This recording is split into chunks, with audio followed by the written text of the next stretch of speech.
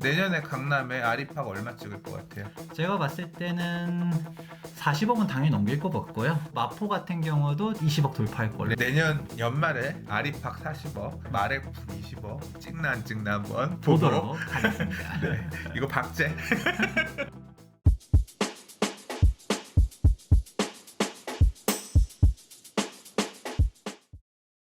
좋아요와 구독하기는 사랑입니다. 안녕하세요, 반갑습니다. 부동산입니다. 김재경 소장입니다. 네, 오늘 김재경 소장님과 함께 또 부동산 얘기 좀 나눠보려고 이렇게 앉았습니다. 오늘은 어떤 이야기를 하려고 모였죠? 네, 이제 12월이잖아요. 대망의 2020년도 경기 전망에 대해서 이야기해볼까 합니다. 2020년 부동산 경기 전망, 그리고 2020년을 관통하는 핵심 키워드, 지켜볼 만한 어떤 이슈들 어떤 거 있는지 뭐 이런 것까지 나눠서 얘기하면 재밌을 것 같아요. 네. 예, 또 이 연말이고 확실히 올해 어땠는지 또 내년에 어떨 건지 이런 거에 대해서 정리하는 유튜브들, 뭐 게시글도 그렇지만 또 전문가들 얘기도 많은데, 또 김재경 소장님께서 바라보시는 2020년 어떨지 저도 되게 기대가 돼요. 아, 그러고 보니까 요새 잘 나가던데? 저요? 어. 아유, 좀 불러주시는 데들이 많아서. 막 GS건설 쪽에 컬럼도 쓰고. 어떻게 하셨어요? 아, 내가 다 보고 있어. 아, 내가 옛날에 썼는데 나보고 써달라고 안 하더라고. 이거 넘어가 버렸어. 뉴페이스한테. 저한테 이제 칼럼 요청이 와서 네. 칼럼도 쓰고, 아직은 안 나가겠지만 신용지회에서도 아. 한번 요청 와가지고 유튜브도 한번 찍고, 네. 아무튼 뭐 좀 또 불러주는 데가 있어서 감사하게 생각하고 있습니다. 아, 이거 내가 자리가 위태위태한데? 아니야. 농사님을 아. 열심히 쫓아가기 위해서 제 나중에 넘사벽이죠. 잘 돼서 저 좀 끌어주세요. 제가 그럴 날이 올까요? 주변에 잘 되는 분이 있으면 내가 덕볼 일이 많지 뭐. 알겠습니다. 저도 네. 그날을 위해서 네. 열심히 달려가 보도록 하겠습니다. 자, 아무튼 이렇게 부동산 시장에서 이 전문가를 찾는 그런 채널들이 많고 어떤 공간들이 있다는 건 아무래도 시장에서 부동산에 대한 컨텐츠, 부동산 정보에 대한 수요가 그만큼 있다는 얘기일 것 같아요. 자, 2020년도엔 대체 어떤 일이 있을 거냐, 네. 예, 어떤 상황이 생길 거냐, 뭘 주목해야 되느냐, 경기는 어떨 것 같냐, 한번 본격적으로 얘기 시작해봤으면 좋겠습니다. 네, 알겠습니다. 2020년도를 관통하는 핵심 키워드를 제가 준비하기에 앞서서 먼저 사전에 이야기해 볼까 해요. 부동산 TV를 자주 시청하시던 분들, 그리고 투미 TV를 자주 시청하시던 분들은 이 얘기 또 해? 라는 생각을 하실 수가 있어요. 저희가 부동산님이랑 경기 전망을 언제 때부터 했었냐 하면 2017년 2017년도부터 그쵸. 2017년도 가을 때부터 해서 파리 대책 터지고서도 어떻게 될 것이냐 하면서 18년도 경기 전망, 19년도 경기 전망 이런 식으로 계속 만나가가 지금 이제 2020년도 경기 전망까지 이렇게 하고 오고 있는데, 제가 봤을 때 그때보다도 지금이 오히려 전망하기는 훨씬 쉬워요. 그때는 이슈들이 엄청나게 많았었거든요. 그래서 각각의 하락에 대한 이슈들도 반박을 해야 되고, 그럼에도 불구하고 어떤 식으로 해서 올라갈 것이다. 잠깐, 그럼 그냥 오를 것밖에 없다, 이 얘기가 결론이야 벌써? 그렇죠. 이렇게 해서 얘기를 했었는데, 지금 다른 것들은 다 해결이 됐었어요. 사실상 지금 뭐 공급 과잉 얘기도 사실 안 하고, 예전에는 각각에 대한 이슈들이 정말 많았었는데 지금은 그런 걸 묻지도 않아요. 손님들이 물어보는 것들이 있잖아요. 정말 손님들이 뭐 불안해하고 계약이 안 될 때는 궁금한 게 정말 많아요. 근데 지금은 떨어질 만한 어떤, 이러니까 떨어지지 않을까요? 내가 사면 안 될까요?를 물어보는 사람이 있고, 그거에 대해서 아니다, 그렇지 않다를 설명을 했어야 되는데, 지금은 안 떨어질 것 같다고 생각하고 알아서 내 이름 어디다 쓰면 돼요? 그렇죠. 계약서를 쓰고 있다. 그런 얘기 물건만 같네요. 주세요. 물건 주면 살게요 하면서 저희가 저번 달에 역대 최고 매출 찍고, 물건이 지금 서울 어디든 간에 정말 귀한 상태거든요. 근데 그거는 조금 난 얘기 들으니까 무섭다. 그러니까 집을 살려고 하는 매수자들이 말 그대로 상승에 취해 있다는 얘기인 거잖아요. 그냥 떨어질 것에 대한 의심 요만큼 하나도 없이 그냥 무조건 가자, 무조건 지금 내가 쫓아가서 사야 되는 것 같아, 이런 식의 어떤 반응들이 매수자층, 그러니까 매수 의사를 가지고 접근하는 층에서 느껴지고 있다. 이게 뭐 작년 재작년에 고민하는 사람들과는 다른 어떤 스탠스, 느낌이라는 거네요. 오히려 이전에 얘기했었던 것보다 사족은 좀 쳐냈어요. 쳐내고 제가 바라보는 시장의 핵심 축에 대해서 이야기를 해드리고요. 하지만 또 이렇게만 끝내면 좀 서운하잖아요. 그래서 저희가 2편에서 다른 각각의 부동산 이슈들은 따로 모아가지고 이야기해 보도록 하겠습니다. 자, 늘어지니까 빨리빨리 오늘은 알겠습니다. 쳐냅시다. 제가 바라보는 핵심 키워드는 딱 두 가지예요. 뭐냐? 대체 투자처가 부족. 이거 첫 번째. 두 번째로는 다주택자에 대한 규제 강화다. 2020년의 핵심 키워드가 이 두 가지란 거죠. 그렇죠. 예. 기본적으로 부동산 가격이 올라가는 이유는 딱 이렇게 두 가지라고 봐요. 다양한 부동산에 대한 이슈들은 있지만 딱 이 두 가지 때문에 왜 올라가는지에 대한 것들이 전 설명이 된다라고 보고 있습니다. 대체 투자처가 부족하다라는 거는 돈이 갈 데가 없다라는 거예요. 부동산 밖에. 가장 먼저 첫 번째로 보면 일단 금리가 너무 낮아요. 금리가 낮다 보니까 은행에 넣어놓아봤자 돈이 어떻게 할 수가 없다라는 것이고, 그리고 시중에 돈이 엄청나게 많다는 거죠. 유동자금이 워낙 많고, 방금 전에 금리가 낮다 했잖아요. 그러니까 이 돈을 갖다가 어떻게 해야 되지? 어딜 투자해야 되지? 모르는 상태에서 마땅한 투자처도 없다라는 거죠. 현재 이 돈들이 부동산으로 몰리고 있다. 자, 그러면 이 그렇습니다. 부동산이, 그러니까 이 대체 투자처가 부족하고 금리가 낮아서 은행에 넣어봐야 돈도 안 주고 그렇다고 해서 투자할 데도 없고 결국 부동산으로 다시 올 거란 얘기인데, 서울은 규제가 많잖아. 서울에 어디로 온다는 얘기예요? 실질적으로 그래서 중심지로 몰린다 이런 얘기를 할 거예요. 규제의 역설. 뭐 가깝게. 똘똘한 한채 현상이 그렇죠. 심화되는 뭐 그런 형태로 갈 것 계속적으로. 같다, 이제 그런 얘기인 네. 것 같네요. 근데 지금 정부에서도 이걸 모르고 있는 게 아니야, 그죠? 대체 모르고 투자 돈 있을까? 알고 아니요. 있을까? 그래서 이번에 부동산 10일 대책 때도 무슨 얘기를 언급했냐면, 대체 투자자가 없는 것을 이제 타겟팅해서 우리가 돈 갈 데를 만들어 드릴게요. 그래서 얘기가 나온 게 부동산 리츠거든요. 부동산 리츠를 도입하겠다 그랬어요. 좀 더 확대한다 그랬어요. 공공에서 하는 거 외에다가 부동산 리츠에 대한 언급을 했는데, 한번 리츠 고민해 보셨어요? 근데 리츠를 안 그래도 저도 알아보긴 했었는데 이 리츠가 그게 안 되더라고요. 이게 투자 상품이 아파트로만 구성할 수가 없더라고요. 아파트는 들어가면 안 되지. 그러니까 그럼 우리가 생각하는 아파트로 것처럼 들어갈 수 있는 유동화된 강남 아파트 리츠 해가지고 리츠가 부동산 강남 압구정 현대아파트 막 사는 거야. 재건축 투자 펀드 막 이런 식으로가 안 되더라고요. 안 되지. 우리가 생각하는 그런 리츠, 우리가 투자하는 거가 결국 부동산은 부동산인데, 여기 리츠에서 말하는 부동산은 이제 상업용 부동산들. 사실 저번에 저희 같이 방송도 한번 찍긴 했었잖아요. 수익형 부동산 위기다 이런 얘기도 했었는데, 과연 이 리츠가 진짜 사람들이 원하는 대체 투자처로서의 역할을 할 수 있을지는 좀 의문이다. 얘기는 그러면 정부에서도 이런 필요성을 느껴서 대체 투자처를 만들기 위해 부동산 리츠를 꺼내고 확대하려고 하겠지만, 그렇게 사람들이 혹할 만한. 혹할 만하지 않을 것 같다라고 지금 생각하시는 거네요. 네, 그렇죠. 자, 오케이, 알겠습니다. 네, 그러면 이거에 대해서 상세하게 하나씩 보도록 할게요. 일단 기준금리 자체가 너무 낮아요. 저희가 중간에 다시 한번 올랐다가 다시 떨어져가지고 최근에 1.25%가 됐는데, 부동산님 지금 예금금리 얼마 정도 하나요? 예금에 금리를 따지면서 돈 넣는 사람이 없지. 누가 있어. 그리고 그냥 은행에 지금 뭐 2%, 3% 준다고 하더라도 그냥 은행에 돈 맡겨놓는다 그런 의미지, 사실 이걸 통해서 뭘 받는다 이런 느낌으로는 못 넣을 것 같은데. 그렇죠. 네. 지금 실질적으로 우리가 은행에 넣어놔봤자 이게 돈이 안 되는 거예요. 물가 상승률 뭐 최근에 얘기 나오는 거는 뭐 이제 마이너스다 뭐다 이런 얘기들도 나오지만 저물가의 시대다 그렇게 얘기를 해도 실질적인 생활물가 같은 경우는 계속 올라가고 있거든요. 그런 상태에서 내가 은행에만 넣어놔봤자 일단 돈이 안 된다. 이게 기본적인 베이스고요. 그런데 되게 재밌는 거는 단기 부동자금이 엄청나게 사상 최대 수준으로 높아져 있어요. 이게 단위가 조단위예요. 조단위. 1100조가 넘어가 있는 상태가, 이게 어디를 갈지 모르고서 이제 기업들도 그렇고 개인들도 그렇고 투자처를 못 찾는 거예요. 이게 시중에서 그냥 떠돌아다니고 있어요. 이 돈이 어디를 투자해야 될지 모르니까 이게 방향성을 못 잡고 있는 돈들이 이렇게 많다라고 할 수가 있고요. 그런데 얘가 왜 이렇게 유동자금이 많냐라고 하면 경기가 안 좋아서예요. 경기가. 하다못해 노무현 정권 때를 한번 생각해보면 그때는 주식시장이 좀 어땠었죠?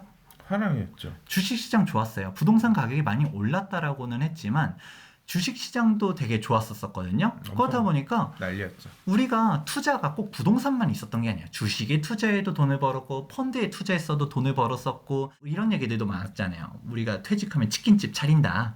우스갯소리 기승전 치킨이다. 뭐 이런 식으로도 얘기할 정도로 치킨집 창업이라든지 프랜차이즈라든지 뭐 하다못해 편의점이라든지 이런 창업들 은퇴하면 노후 자금 가지고서 창업한다 이런 사람들 많았는데 지금 창업한다는 사람들이 있나요? 쫓겨나서 해야지 뭐. 쫓겨나서 해야 그러니까 되나요? 그리고 할 거 없으면 먹고 살 게 없으니까 그런 것도 생각해야 되는. 그러니까 몰리는 분들은 해야지. 뭐 그렇게 아직도 생각하시는 분들도 있을 수는 있지만 예전처럼 막 창업해야지 이런 거보다는 오히려 없어지고 자영업자들 위기다.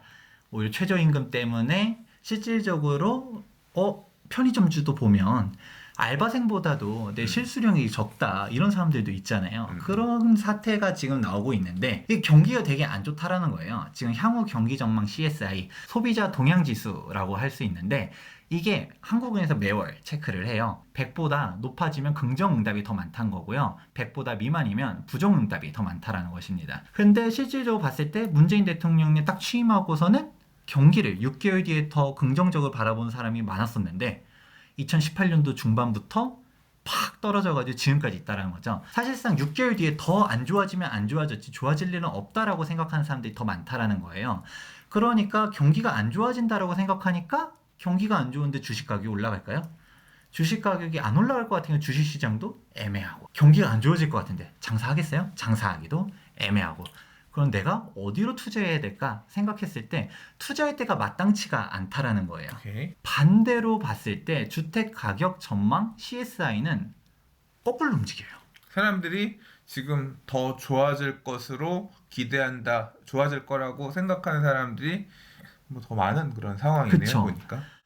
우리가 8.2 대책 터지고서도 한번 꺾였었고 9.13 대책 터지고서도 또 꺾였었지만 11 대책 나오니까 오히려 더 올랐잖아요. 우리가 저번에도 얘기했었지만 11 대책이 분양가 상한제 대책입니다. 11 대책 때 막상 뚜껑을 까고 보니까 별 내용이 없었던 거예요. 8.2 대책, 9.13 대책만큼의 파급력도 없고 오히려 칼을 뽑기 전에는 2017년도에 8.2 대책, 2018년도에 9.13 대책, 2019년도에는 뭔가가 또 나올 것 같다. 매도자들도 막연하게 또 대책 터지면 또 주춤할 텐데 빨리 팔아야 되나 하는 사람들도 있었었고 매수자들은 이후에 사야지 했는데 뚜껑을 까고 보니까 별거 아니네. 미친 듯이 또 사기 시작했었던 거죠. 2019년도 10월 달부터 지금 2달간 거래량이 엄청나게 많았었고요. 가격대들도 미친 듯이 오고 있는데 향후 부동산 가격이 더 올라갈 거라고 생각하는 긍정응답의 숫자가 훨씬 더 많다라는 것이죠. 지금 사람들이 부동산 가격이 올라간다라고 생각하고 있어요. 경기는 안 좋은데 이런 식의 질문들은 많아요. 아니 어떻게 대한민국 경기가 이렇게 안 좋은데 부동산 가격만 이렇게 올라갈 수가 있냐? 말도 안 된다. 거품이다. 반대로 뒤집어서 얘기해 볼게요. 지금까지 2008년 서프라임 모기지 사태 터진 이후로 대한민국의 경기가 좋았었던 적이 있나요? 그냥 내 주머니에 돈 많았던 적은 있는데 경기까지는 난 모르겠다. 경기가 좋았었던 적이 없어요. 계속 경기는 그때 금융위기 터지고서 미국이야 다시 뭐 살아나고 했었지만 대한민국 같은 경우는 계속 그냥 그 와중에 근근히 있었던 거지 경기 자체가 좋았었던 적이 없는데 그럼에도 불구하고 부동산 가격이 올랐잖아요. 경기가 좋아서 올라간 게 아니에요. 핵심적으로 사람들이 착각하는 것 중 하나가 경기가 좋아서 노무현 정권 때처럼 경기가 호황이라서 인플레이션 했지 이런 용어들 쓰면서 부동산 가격 올라간다 이런 얘기들도 했는데 지금은 사실 그런 걸 논할 때가 아니란 말이에요. 그런데 이렇게 경기가 안 좋은데도 부동산 가격이 왜 올라가냐? 대체 투자처가 없기 때문에 부동산 쪽으로 쏠리고 있었다. 이게 첫 번째 키포인트다 라고 이야기해 봤습니다. 그런데 부동산으로 몰린다 하더라도 다 몰리는 게 아니에요. 방금 전에 경기가 안 좋다는 얘기 했었잖아요. 그렇기 때문에 저희가 최근에 부동산님과 딱 투자하면 위험한 부동산 시리즈 한 4편을 갖다 찍었었는데 그중 하나가 수익형 부동산이 좀 위험하다 이런 얘기들을 했었어요. 임대료도 떨어지고 공실률도 높아지고 하다 보니까 수익률이 안 맞는 거예요. 그러면서 상가 매수해놓고서 피 보는 사람들이 정말 많고요. 기껏 샀더니 월세 떨어지고 수익률 안 맞고 막 이런 사람들이 점점점 늘어나고 있다는 거죠. 부동산이라고 해가지고 다 올라가는 게 아니라 여기서도 수익형 부동산, 특히 상가, 꼬마 빌딩 이런 애들은 좀 위험하다. 특히 신도시 이런 데들뿐만 아니라 상가 공실률을 봤을 때 전국적으로 공실률이 11%가 넘어가요. 그러면 이 공실률 11%다. 그러면 투자한 사람 중에서 10분의 1은 그냥 손가락 빨고 있다는 얘기인 거잖아요. 내 돈으로 샀었다라고 해도 관리비 누가 내죠? 주인이 낼 거 아니에요. 관리비 나가고 있지. 대출 받아서 투자했었다라면 대출 이자까지 그냥 생돈 나가고 있는 게 지금 현황이다. 수익형 부동산은 사실상 경기가 좋아질 때 올라가는 거다 보니까 그러니까 지금 시점 부동산 위험하다. 투자의 한 축도 무너져 있다는 거네. 그쵸. 상대적으로 사람들이 조심스러워하면서 잘 안 움직이고 있는 상황인 그쵸. 거죠. 예. 다 올라가는 게 아니다. 이런 얘기를 했습니다. 그러면 두 번째를 얘기해 볼 텐데요. 첫 번째 축이 부동산 시장에 왜 몰리냐. 그걸로 대체 투자처가 부족하다 얘기했었어요. 다주택자 규제를 언급했었는데 부동산님이 방금 전에 이야기하셨던 부분 있었잖아요. 부동산 시장도 다 안전한 게 아니다. 한쪽이 좀 무너져 있다는 얘기 방금 전에 하시잖아요. 똑같아요. 부동산 시장이 지금 가면 갈수록 양극화가 오고 있는 거 이유 자체가 바로 이 다주택자 규제 때문이다. 정리해보자면 다주택자 규제 이 한마디로 모든 게 다 통일이 돼요. 8.2 부동산 대책, 9.13 부동산 대책, 2019년도 세법 개정안, 하다못해 11 부동산 대책도 보면 실질적으로 주택수가 많은 사람들에 대한 규제 사항들, 대출 더 못 받게 하든 종부세를 더 내게 하든 양도세를 더 내게 하든 이런 식으로 딱 일변도인 거예요. 그럼 이 다주택자 규제, 말 그대로 규제잖아요. 호재는 아니에요. 악재는 악재인데 이거에 따른 영향이 어떻게 되느냐를 생각해 볼 필요성이 있다는 것이죠. 양극화가 일어난다는 것이죠. 주택수로 규제를 하다 보면 지방에 한 채 있어도 한 채, 강남에 한 채 있어도 한 채, 똑같은 한 채예요. 지방에 두 채 있으면 다주택자. 이런 식으로 가다 보니까 근데 지방에 있는 집 판다 해서 강남 한 채를 못 사. 하지만 규제는 내가 더 받아. 이렇게 간다라는 게 핵심인 거죠. 정부에서 하도 겁박이라고 표현을 해야 되나? 겁을 주니까 둘 중 하나겠죠. 선택은 노무현 때도 보니까 버티면 됐어. 버틸 거야 라고 생각하는 사람이 있는가 반면 팔아야겠다 생각하는 사람들도 있잖아요. 근데 판다라고 생각을 했어요. 내가 시청자분들도 생각해 보세요. 내가 5채가 있어요. 집이. 어디를 먼저 팔겠냐는 거예요. 강남에 있는 집을 먼저 팔까요? 가치가 떨어지는 집들부터 팔 수밖에 없다는 게 기본 논리라는 거죠. 지방에 있는 집을 팔고 경기권에 있는 집을 팔고 서울에도 여러 채 서울 외곽 지역을 팔지 절대 강남에 있는 집을 먼저 팔지 않는다라는 게 기본 핵심 축이란 말입니다. 지방도 부동산 가격이 분명 다 시세들이 있을 텐데 가격이 올라가줘야지 그래도 좀 가지고 있으면 좋아질 것 같은데 좀 무너지다 보니까 빨리 팔아야 되나 하면서 던지는 사람들이 더 나타나게 되고 지방을 판 돈으로 갖다가 또 어떻게 하느냐. 지방도 사실 집값이 그렇게 마냥 싸지만도 않거든요. 몇 억씩 처분한 금액들을 통장에 넣어놓으니까 첫 번째 요인, 투자할 데가 없어요. 돈이 갈 데가 없다 보니까 그 와중에서 서울은 집값이 올라간대 하면서 전국에서 오히려 서울로 쏠림 현상이 나타난다는 것이죠. 전국 투자자들이 서울로 오고 오히려 투자가 되게 무서운 것 중 하나가 서울 사람들은 서울을 그렇게 쉽게 못 사요. 외지인들이 딱 오고 보니까 마포구에 딱 왔더니 마포구 집값이 15억이래요. 그러니까 그런가 보다 하면서 매수를 하는 거지. 마포구 사람 같았으면 불과 2년 전만 해도 얘가 10억 클럽 가입한 지가 언제였는데 벌써 무슨 15억이야 말도 안 돼 이런 식으로 생각을 할지 무서워서 오히려 못 사거든요. 외지인들이 오히려 딱 와서 나는 집을 살려고 마음 먹고 서울에 왔어. 그럼 못 들어본 데를 가겠어요? 갑자기 우리가 창동 거기에 나쁘다는 얘기 절대 아니에요. 딱 했을 때 거기 어디 붙어 있는지도 몰라요. 사람들은 창동하면 거기도 어떤 호재들이 있고 여기도 괜찮고 올라가겠다는 생각이 저희들은 들지만 지방 사람들은 창동이 어디 있는지도 몰라. 창동을 갔다가 지도를 찍어보니까 뭐지 왜 이렇게 멀어 보여? 중심지에서 그렇게 생각하는 게 일단 1차원적으로 생각된단 말이에요. 일단은 강남 상구 들어봤어. 압구정 들어봤어. 반포 들어봤어. 근데 여기는 집값이 비싸. 안 되면 마용성 보고 마용성 안 되면 동대문구 청량리 들어봤어. 사람들은 아는 곳에 투자한다. 모르는 곳에 투자하지 않는다. 그러니까 이게 결국은 양극화 현상이 심해지는데 결국 외지에 있는 사이드에 있는 수요자들, 투자자들까지도 이 서울 시장의 수요층으로 들어와서 가세해서 사게 되면 서울 안에 저평가된 지역을 찾기보단 서울 안에서 많이 들어본 사람들이 잘 알고 있는 그런 쪽에 살려고 하는 것처럼 더 들어올 것이다라고 그쵸. 하는 건데 정리해보면 그런 것 같아요. 양극화도 심해지고 결국은 말씀하시고자 하는 얘기는 그러면 두 가지 키워드를 정리하면 투자할 데가 없다. 돈은 남아돈다. 저금리로 기인해서.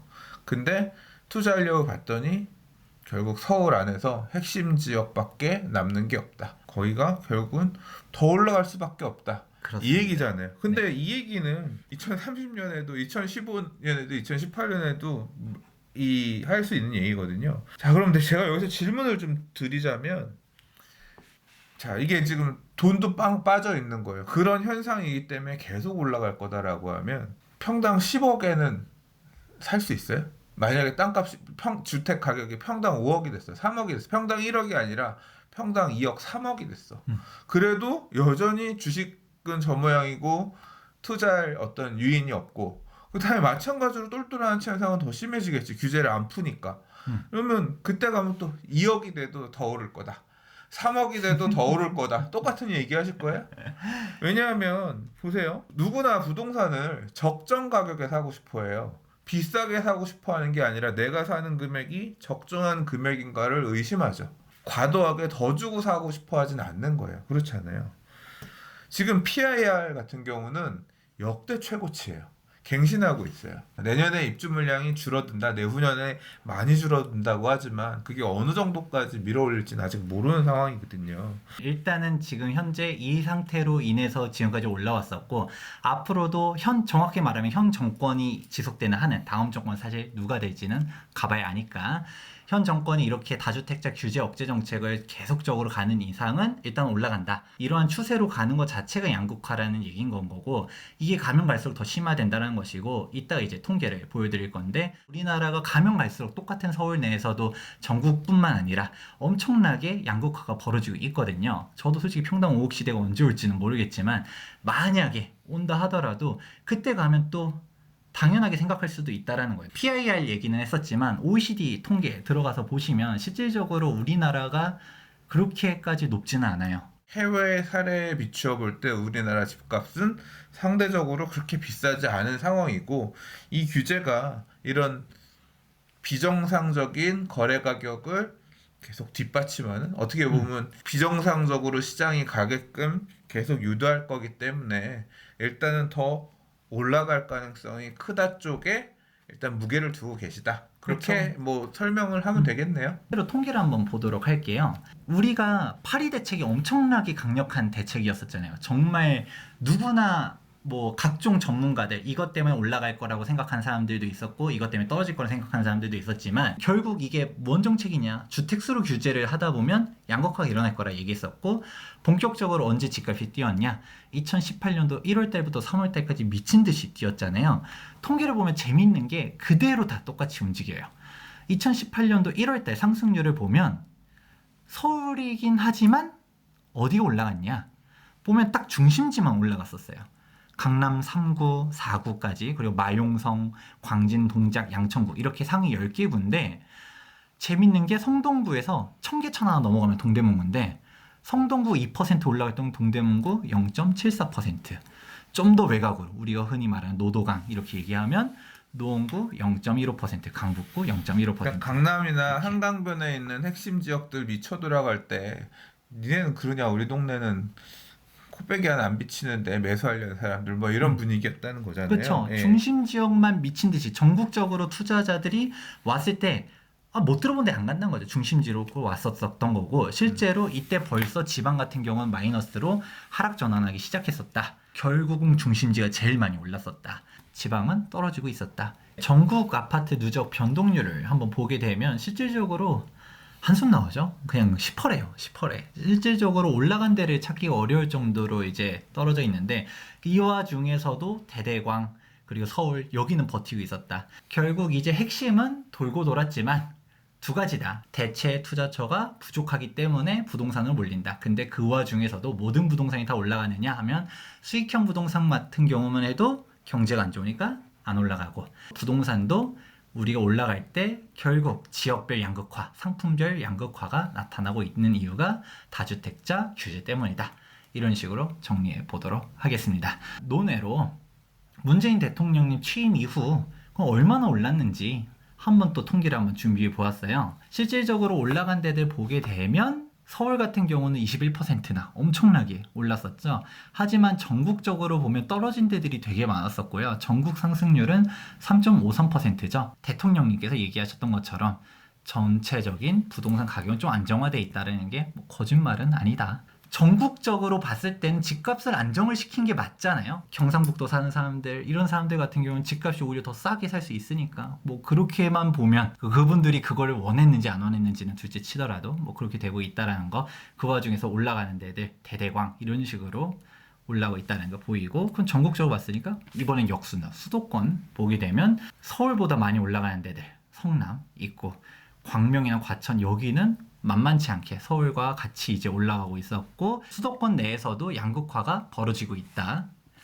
그리고 서울 내로만 보더라도 서울은 일단 다 올라갔어요. 하지만 더 많이 올라간 데들 결국은 중심지가 더 많이 올라갔다. 이제까지 2017년부터 2019년 간의 시장의 큰 흐름이 부동산 정책의 부작용으로 또는 정책에 따라서 양극화가 심화되는, 그래서 서울, 준서울 그리고 또는 그 외의 수도권이 다른 모습을 보였고, 그다음에 주요 광역시들과 서울 또는 그렇지 않은 지역이 한 군데는 오르고 한 군데는 떨어진 이런 양극화되는 모습을 보였고, 서울 안에서도 서울이 전체적으로 오르긴 했지만 많이 오른 지역과 적게 오른 지역 나뉘어가지고 또 이렇게 양극화되는 모습을 보였다. 근데 이게 정책에 따른 어떤 영향이라고 보면 2020년에도 이 정책의 큰 패러다임 변화는 없을 거기 때문에 이런 형태의 모양새는 더욱 공고해질 것 같다. 뭐 그렇게 요약을 하면 될 것 같네요. 네, 맞습니다. 네, 뭐 이제 요거는 김재경 소장님 의견이고요. 제가 중간에 자꾸 막 딴지를 좀 건 거는 그런 부분들도 같이 고민을 해서 생각해 보시라고 제가 양념을 좀 친 거예요.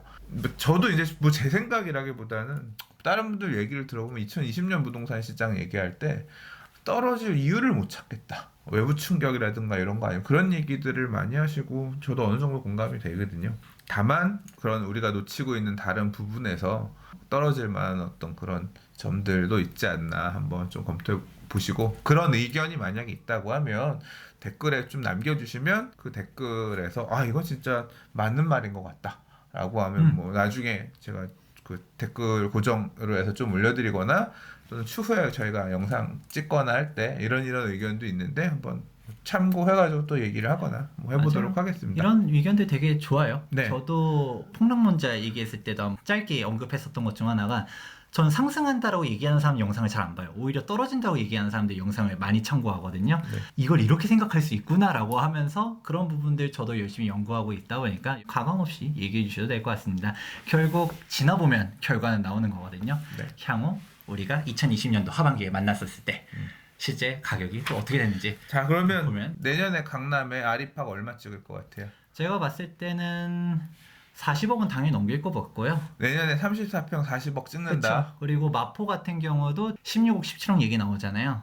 20억 돌파할 걸로 내년에 보고 20억 있습니다. 찍고 내년 연말에 아리팍 40억, 그 다음에 마레프 20억 찍나 안 찍나 한번 보도록 보고. 하겠습니다. 네, 이거 박제.